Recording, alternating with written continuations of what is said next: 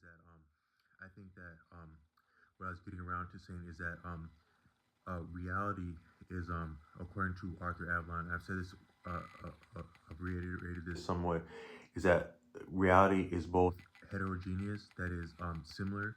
I'm sorry, different, disparate, different, different functions, different purposes, different appearances, so forth. Which appearance is actually appearance is attendant of a lot. Appearance is a lot more significant than it could be appreciated as an appearance. But uh, but it's both unified and dual, at least singular and duplex at once. And what would be profound from the ability that the paradox of being both. A lot of the paradoxic nature of a paradox is the fact that life is not limited, and actually what may be appreciated as a paradox might be different angles and means of appreciating something that is beyond, but also within any particular angle or perception or value scheme that is conceived by a human being. One thing that actually might be profound about human beings in terms of thinking is that a human being is actually open to and capable of reasoning one thing differently, different ways, and both at once. That's a lot of some of the prerogative of a human being, and but also the capacity of a human being. That might actually, I wanted to speak just a little bit about gender with this, because sometimes I hear different discussions about gender. I heard one today at a coffee shop. That might be part of what is significant, but confounding about a person's experience of gender is that it's actually theirs to reason and to enjoy and taste and to define it. The word define is actually a little bit blunt, because that would mean it's settled. One thing about that the order Osho points out is that to his appreciation, there's it's actually natural for a human being to go through up to at least three stages of sexuality as a means of developing into a sexually viable, potent adult. The first is autosexual. So when a young child is very young, their first experiences of themselves as a sexual being, that is their genitals, would likely be when they're alone, like they're discovering their genitals at a young age. I won't speak too much about my own uh, history, but when I was young, but sometimes when the different attitudes of our parents and how they in times past it'd be different than now, but attitude is very important in terms of like mojo in the enjoyment of like sexuality. So parents might have different attitudes as a child is going through the different stages of their sexuality, which I'm going to say the second to, but that may help or potentially hinder the development of a child, and it would and so also the attitudes of their peers in community and so forth, and but also the fact that these attitudes are leveled against them, things can also have the opposite effect. So that actually might be fun and kinky about different things about sexuality over a lifetime, is that yeah, this is exactly what a person's, this is what is not supposed to be cool, but I think it's cool, and that makes it more cool that someone would not think it's cool. That's part of the actual mechanism and the dynamic and the buoyancy of what actually is sexuality. But it's also just why things that are violent are bad. So violent attitudes, violent judgment as something as profound and powerful. Anything that's powerful and potent is also subtle and supple and potentially delicate.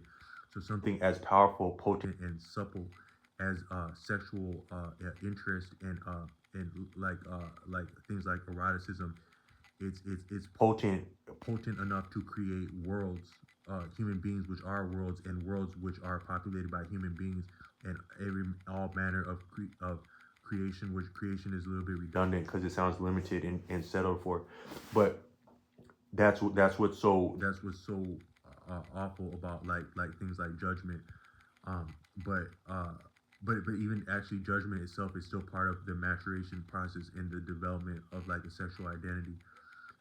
But then you would, so it's likely that most human beings, their first experiences of sexuality would be autosexual.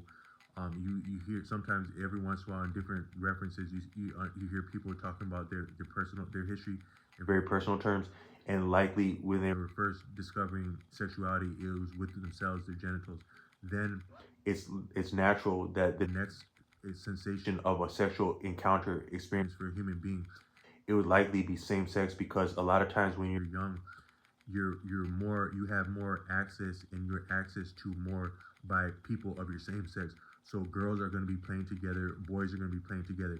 Sometimes boys are going to be in privacy together, sometimes girls are going to be in privacy together, and there'd be different degrees of intimacy, or not necessarily intimacy as intentional, but there'd be different degrees of familiarity and exposure that would be unique, but also prompted by the fact that children simply have more proximity to their children of their similar gender, and some of those experiences and how a person would understand them can inform and build up into what will become their sexuality, and that might go over as a strong suit and a favor to benefit them in appreciating and enjoying their sexuality as it suits them and favors them, and their interest and their enjoyment, and their potential, their life roles and lifestyles. But then the next stage of development would be to become heterosexual, which would be it's less. So when children are younger, they have less access to children of the opposite sex. Also, at that younger stage, they have less of the actual, like, the impetus and the sexual appetite at a young age. As they start to have more sexual appetite, but also access to other to people of an opposite sex with similar appetite that's developing, that's when heterosexuality would come about. So according to Osho, the order, the natural process of the maturation of a human being is to go from autosexual to homosexual to heterosexual. But also some of that is actually with that's the entire stage of, so the stage of development of a human being, um it, it it's with a human being as that human being develops over lifestyle, a lifetime, but also within an actual particular encounter of sexuality, which is that a person may go. So a person is like, the people are like about to make love. There might be some auto play, some auto sexuality, then certain themes of homosexuality, where even if you were to engage in even if you appreciate adult entertainment, you're heterosexual. When you're heterosexually enjoying adult entertainment, do you enjoy only uh, uh, the prospect or the presentation of an image of the opposite sex? Do you, in the deepest thing that appeals to you as a heterosexual person, or do you appreciate the participation of a member of your own sex in an adult film? And is that not somewhat homosexual at that point? But that doesn't actually take away from heterosexuality in the standpoint of Osho, which is that they're actually, one informs the other and leads up to and builds and redoubles and vitalizes the other in a human sense. So there's actually nothing wrong or limiting with autosexuality, homosexuality, or heterosexuality. What is significant is how a person enjoys that, and how that enjoyment informs them to and benefits them in health and happiness, and understanding themselves and their experience as a human being is what's significant.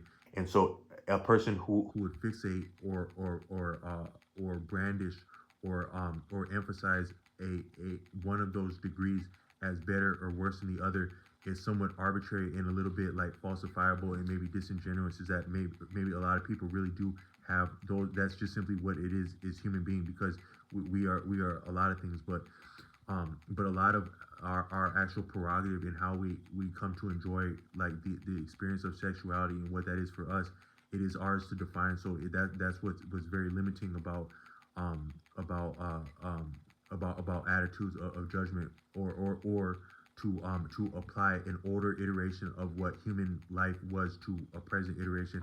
Another thing is that I've come to appreciate that maybe what is more significant than distance, and what's more, so distance and time are are relative values. I think they are relative to your reference point, your sense of standing, and your sense of position, both time and distance. But what informs time, what informs